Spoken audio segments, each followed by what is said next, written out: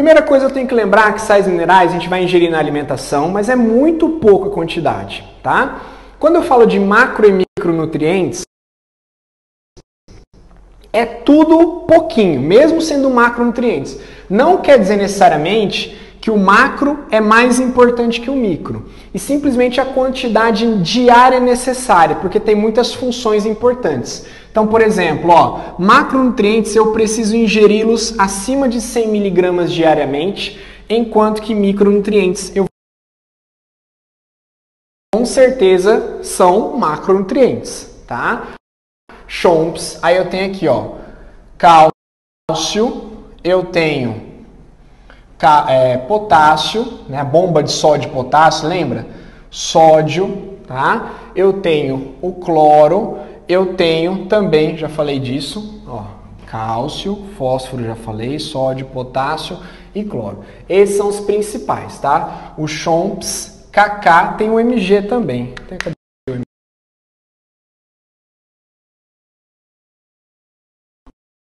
Potássio, o sódio e o cloro. Esses caras aqui são os macronutrientes. Ok? Tudo que for diferente disso, ferro, enxofre, flúor e magnésio.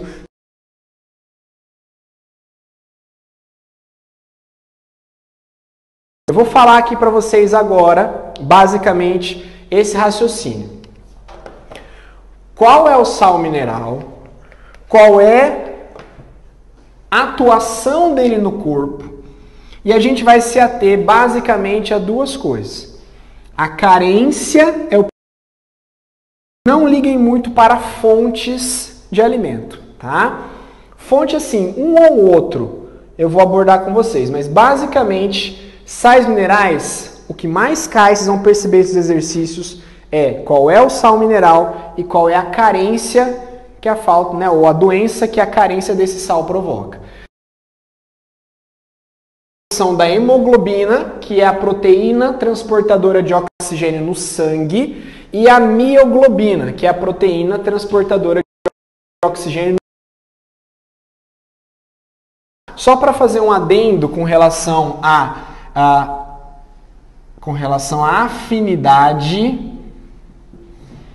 afinidade do oxigênio, tá? Só para vocês lembrarem disso. A afinidade é o seguinte, eu tenho hemoglobina, eu tenho aqui a mioglobina,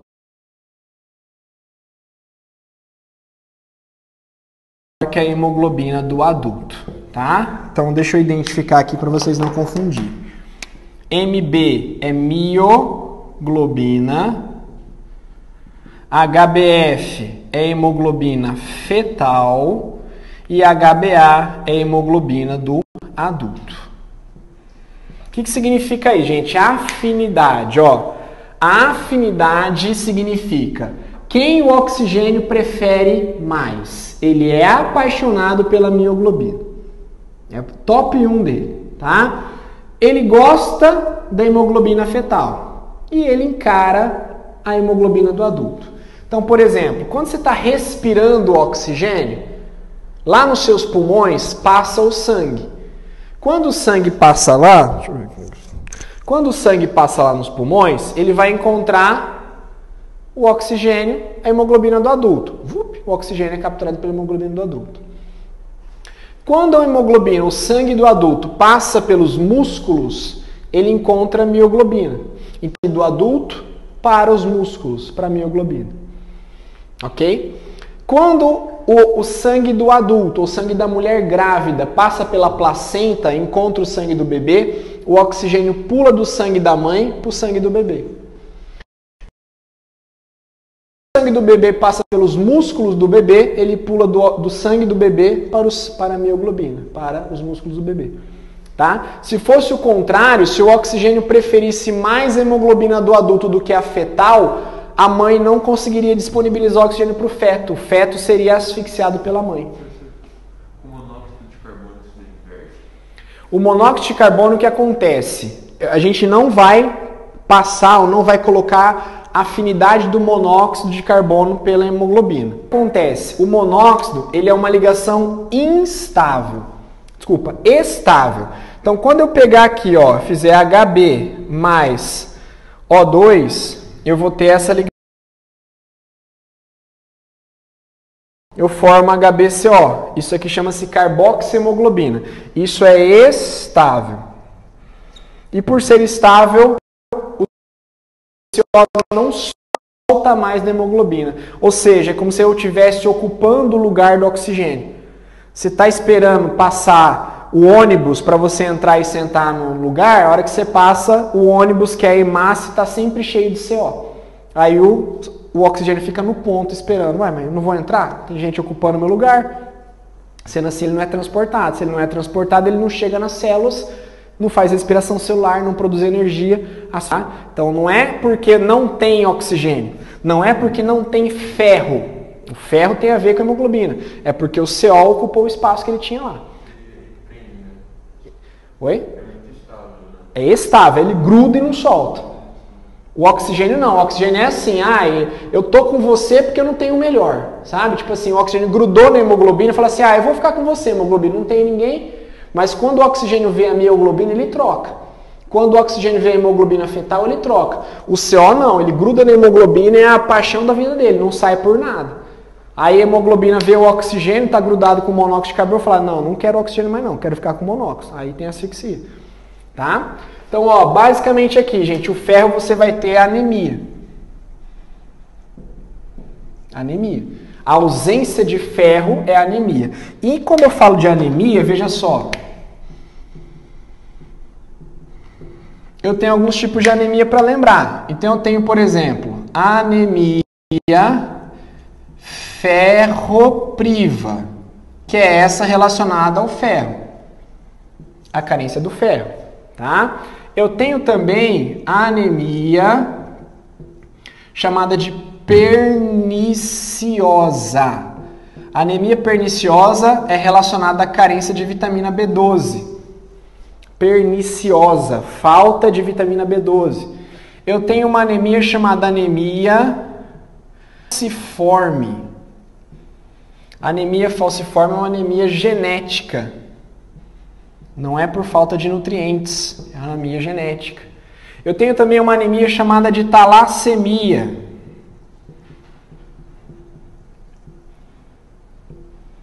Talassemia também é uma anemia genética. Tá? Eu tenho uma anemia, tá, causada por verminose. Por exemplo, do amarelão. Eu tenho uma anemia da gravidez, tá? Que é causada pela diminuição de nutrientes para o feto. Eu gosto de falar isso, apesar das pessoas não gostarem muito, mas eu falo com muito cuidado. A gravidez, o feto, é tipo um parasita, só que fofo. Tá? O que é um feto, gente? Ele está crescendo dentro do corpo da mulher, é um hospedeiro, ele está sugando os nutrientes da mãe, a mãe está ficando enjoada, a mãe está ficando cansada, ela está cedendo nutrientes para aquela criança fofa que está crescendo. É um mini parasita, mas é fofo. Tá? Por isso que a gravidez, de certa forma, gravidez não é doença, mas inspira alguns cuidados, porque um novo ser está crescendo ali. Então a mulher não precisa comer por 2, como se imaginava no passado. E tacava comida na mulher, ela engordava 20, 30, 40 quilos na gravidez, nunca mais perdia. Né? Hoje em dia sabe-se existe diabetes fetal. A mulher grávida se torna diabética porque a alimentação muitas vezes está desregulada. Isso é um perigo, tá? Tudo bem?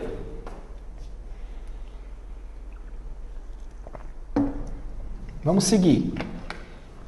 Ó, onde é que eu posso encontrar o ferro, gente?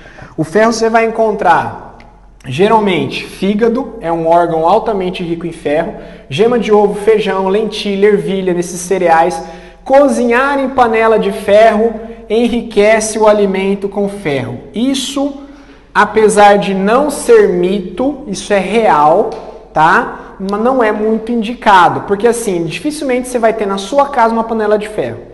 A maior parte das panelas que tem na sua casa é de inox, né? É de vidro, é de, sei lá, de metal, menos ferro. Ferro é aquelas panelonas antigas, pesada, difícil de lavar, tá cheia de ferrugem. Dificilmente vai ter uma panela de ferro em casa. Geralmente tem em fazenda, né? Mas talvez o custo-benefício de você cozinhar um alimento em panela de ferro talvez seja menor do que você investir numa suplementação, tá? Hoje em dia tem suplemento alimentar para tudo, tá, gente? Ferro, inclusive. Tem injeção de ferro se você precisar, tá? Injeta o ferro ali, um medicamento específico, não precisa ficar cozinhando como na época das cavernas em panela de ferro, tá bom? O cálcio. Gente, o cálcio ele é muito importante, tá? Ó, o cálcio, ele vai ter atuação. Eu vou selecionar aqui. Ele vai ter atuação na produção de ossos e dentes. O cálcio vai atuar na coagulação sanguínea. Ele tem a participação na contração muscular. E ele também, pode acrescentar aí, ele também participa indiretamente da transmissão do impulso nervoso. Impulso nervoso. Tá? Ele é um dos responsáveis pela liberação de neurotransmissores na fenda sináptica. Olha só a importância que o cálcio tem na nossa vida e por isso que ele é um macronutriente. Eu preciso de muito cálcio para conseguir, né, atender às expectativas do meu organismo. Carência, deformações ósseas, enfraquecimento dos ossos e dentes, sem contar também problemas relacionados à coagulação, hemorragias pode acontecer, tá? Problemas relacionados à contração muscular, problemas relacionados à transmissão de impulsos nervosos, tudo isso está relacionado com a ausência de cálcio. Principais fontes de cálcio, leites e derivados de leite, né? Geralmente são os mais comentados em relação ao cálcio, ok? Aquela doença é bócia carencial com cálcio? Não, iodo. O bócio é do iodo, tá? Acho que tem aí na parte que fala de iodo, é o último slide, se eu não me engano, fala do bócio, tá bom? Fosfato, gente, ó, o fosfato, quando eu falo fosfato, na verdade é o fósforo. Fósforo. Só que a gente não vai, basicamente, usar o fósforo, o elemento fósforo. Ele vai estar sempre na forma de fosfato, que é PO4 menos 3, tá? Vamos lembrar, por exemplo, fosfato na formação de ossos e dentes. Eu tenho fosfato de cálcio, tá? A principal formação de ossos e dentes, é o que a gente chama de um mineral insolúvel, chamado de fosfato de cálcio. Fosfato de cálcio. Então é a junção do cálcio. Só o cálcio, veja que interessante, só o cálcio é solúvel, está no seu sangue. Só o fosfato é solúvel, pode estar no seu sangue. Agora, fosfato de cálcio é insolúvel. Por que isso é importante? Os sais minerais, eles têm formas solúveis e formas insolúveis. Forma solúvel é para transportar pelo sangue e forma insolúvel é para ser uma estrutura de sustentação. Porque se o fosfato de cálcio fosse solúvel, o próprio sangue que passa dentro dos ossos começaria a degradar a matriz óssea, ia enfraquecendo o próprio osso porque ele ia dissolvendo o osso. Tá? Um coral, que é um quinidário, está lá no oceano, o esqueleto do coral é formado de carbonato de cálcio. O cálcio é solúvel, o carbonato também, o carbonato de cálcio não é. Por quê? Senão a água do mar iria dissolver o exoesqueleto dos corais. Tá? Então tem essa importância dos sais, dos minerais solúveis e insolúveis. Além disso, o fosfato ele também está presente nos ácidos nucleicos e no ATP. Vocês lembram do que chamava-se nucleotídeo? O que são os nucleotídeos, pessoal? Ele é formado assim, ó. Ele é formado por uma base nitrogenada, um açúcar chamado de pentose e um fosfato. Olha só.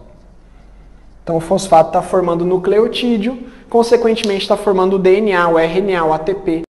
Tá? Carência de fosfato pode provocar maior incidência de fraturas e atrofia muscular.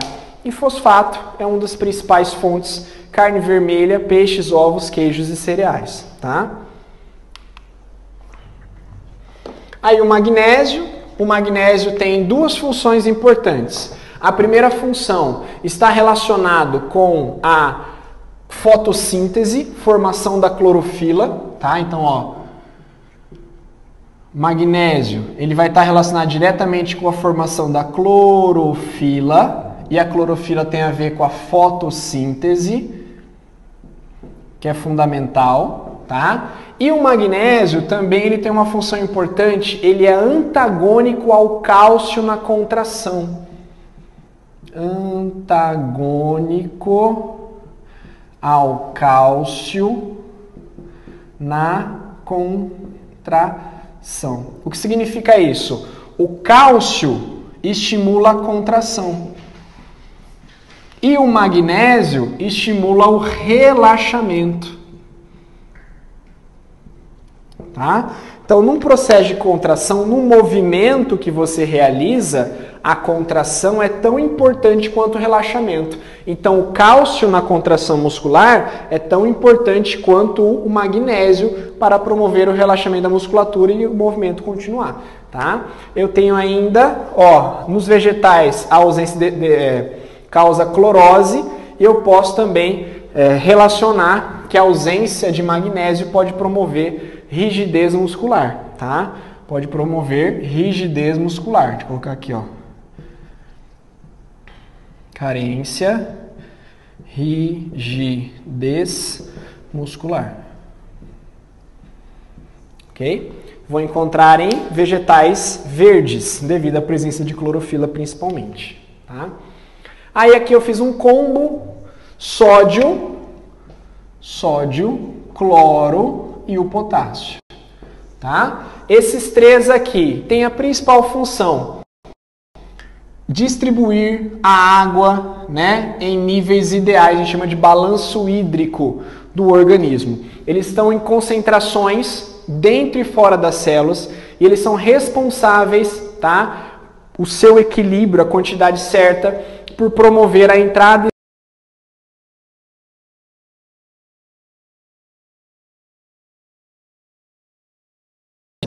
Qualquer excesso destes minerais pode provocar uma hiperidratação ou uma desidratação, tá? Outra coisa, como eles estão relacionados diretamente com transmissão de impulso nervoso, nós vamos ver isso ainda nessa apostila, o sódio entra na célula, o potássio sai, o potencial de ação é desencadeado, o impulso nervoso é transmitido e depois a bomba de sódio e potássio reestabelece os níveis ideais, tá? Existe fora da célula e mais potássio dentro da célula, tá? Então, se eu colocar aqui, ó, uma célula, no lado externo eu tenho muito sódio, no lado interno eu tenho muito potássio, tá? E assim eu tenho que ter, e tem que ficar assim, porque quando um impulso nervoso for acontecer, o sódio tem que entrar, o potássio tem que sair. Tem que acontecer isso, tá? Se eles o sódio não entraria, o potássio não sairia, o impulso nervoso não aconteceria. Tudo bem? Oi? A bomba de sódio e potássio é uma inversão. Então, por exemplo, o natural é, os sódios tem mais fora, cerca de, se eu não me engano, 120 vezes mais sódio fora do que dentro. Em torno de 40 vezes mais potássio dentro do que fora. Então, o ideal é espontâneo, o sódio entra, o potássio sai. A bomba de sódio e potássio pega o sódio que entrou e joga para o lado de fora. Pega o potássio que saiu e devolve para dentro. Tá? Para sempre manter essa concentração aqui. Porque se igualar ou diminuir, afeta o impulso nervoso. Tá bom? E, para fechar essa parte, falta falar do iodo. O iodo, eu vou lembrar que é um mineral de extrema importância para os hormônios da glândula tireoide, tá? A glândula tireoide produz 3 hormônios, T3, T4 e calcitonina, tá? T3 e T4 estão relacionados diretamente com iodo. T3, triiodotironina, T4, tetraiodotironina, tá? Relacionados com o metabolismo. E aí, caso haja ausência de iodo na alimentação, eu tenho o bócio chamado de carencial. Bócio carencial, que é o bócio por falta de iodo. A tireoide não consegue produzir os hormônios de maneira adequada. Ela sofre uma hipertrofia, ou seja, ela cresce, ela fica inchada, tá? Para tentar compensar a falta de hormônios que ela não consegue produzir, ok? Muito fácil de resolver, basta você ingerir iodo na alimentação. Mas olha só, onde eu vou encontrar iodo? Agrião, que é aquela folha verdinha, alcachofra, que eu nunca comi alcachofra, é uma coisa muito chique, né? Alface, alho, cebola, a gente come isso praticamente todo dia, peixe, que não é tão simples comer, e o sal iodado. Se você pensar que casos de bócio ocorrem normalmente em pessoas de baixa renda, né, vulneráveis socialmente, tudo isso aqui é difícil de achar na alimentação deles. Mas o sal é algo barato, que não é considerado um alimento efetivamente. Se você for para um show que o ingresso é um alimento não perecível, os caras não aceitam sal, tá? Porque ninguém vai comer sal. Tô com fome, dá um saco de sal para eu comer. Você vai morrer, né? Não vai matar a sua fome, vai matar você, né? Então, mas o sal é muito importante para temperar, para ter gosto, para ser gostoso. E é barato. Então, a legislação muitas vezes faz acrescentar iodo no sal. Então, o sal está na mesa de todo mundo. Antes estava na mesa do rico e do pobre. Hoje está na mesa do pobre. Por quê? Porque no rico usa sal do Himalaia, né? Sal que não é iodado, usa sal sem iodo. Porque iodo em excesso também pode fazer mal, tá? Mas se você olhar, a maioria dos pacotinhos de sal está escrito lá, sal iodado. Aquele iodo é acrescido na indústria, por meio de canetado, legislação. Só que a compensação diminui bastante os índices de bócio na população, tá? E aqui, só uma tabelinha que depois vocês podem dar uma olhada, tá? Falando do ferro e as principais funções, e depois nessa tabela, quando vocês forem estudar, vocês podem fazer a parte de colocar a carência que a gente anotou, tá? Então, o ferro relacionado à anemia, o cálcio, problema de hemorragia, né? A parte de enfraquecimento dos ossos, e assim por diante, todos os mineraizinhos aqui. Tudo bem, gente?